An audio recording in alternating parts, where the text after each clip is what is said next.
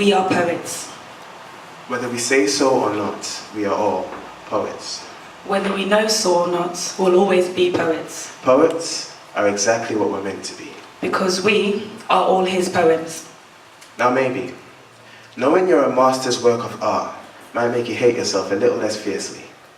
Like, didn't you know a lisp is just sibilant showing sensual sounds are still stimulating even in heaven? Didn't you know the abnormally low tone in your voice resembles the beautifully deep murmur of creation's groan?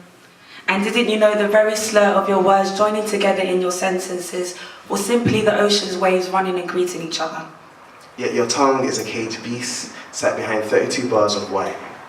Is your mouth a tomb? Did the dead animals and the strange leaves go there to die, to undergo rebirth and like a phoenix rise every time those 32 bars split open? A pink serpent with bars spit venom, or a red dragon releases its warmth. At times I can't bear to be stung, at times I can't bear to be elsewhere. I'll just sit and be bathed in your love. Then maybe when those 32 white angels part, beauty emerges on a pink and red carpet. You call yourself skinny, unappreciative of the simplicity of your unappreciative of the elegance of your simplicity. The beauty and the singularity that connects your shoulders to your fingernails. That a bridge over such expanse remains firm and frail and never fails still amazes me.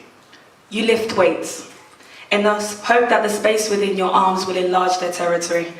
And each and every morning it becomes mandatory that you unwillingly run for miles, yet your strength lies at home within your anatomy. Ironically, you bear the biggest of burdens in the small of your back, and herein lies your beauty. That a valley which often goes unseen is where your deepest water flows, your shoulders. Your shoulders are a nation on their own, so when arcs rub them against one another, know that this isn't just a metaphor. They bring peace and agreement, broad enough to hold the hopes and cries of mothers and their children. Your back is as sturdy and as sure as his word, never returns void and forever supplying. Your womb is God's greatest magic trick. We've seen it over and over and over again, and yet, wide and soft-spoken, we're still covered in goosebumps at the knowledge of another human being growing inside of you. You are beautiful. Your chest, it houses life. Whether big or small, like the manger, one day your breast will hold a baby savior. One day, they'll drink life from within you, and they'll grow stronger and cry no longer. I press my left ear up against your breastplate, and I hear valor pulsating in your veins. The veins that are carefully woven together to form your heart. Let not one soul tell you it's wrong for you to shed rivers from your fleshy letterboxes. Your feet are large. Your feet are small. They're large, and so what? So small your oversized shoes fit loosely into my arm. They cover ground unknown and still manage to tread gently. And sometimes you leave no footprints behind. Yet so powerful can your arrival be, the very earth responds like it's the thundering voice of the Lord. In the most sacred of places, like an apostle's library, the altar in a synagogue, or the few square centimeters around and onto your future marital bed. There is such irony in your lips. Whether you laugh or you cry, out of context and void of sound, your lips, they look the same. Do they somehow understand that pain makes us stronger? Do they understand the fire gold embraces in hopes of becoming purer? Do they lament for the now and yet smile for the future?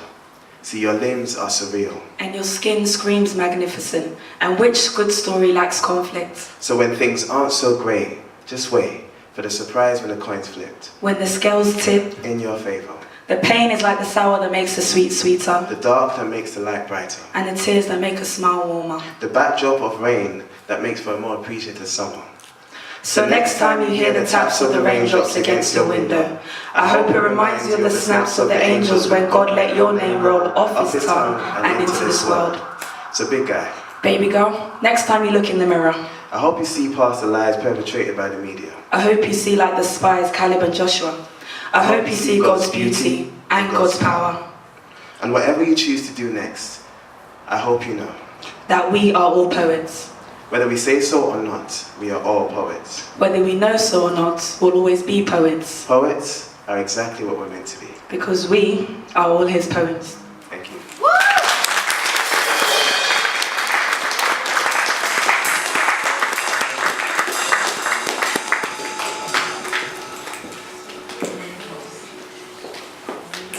That was amazing.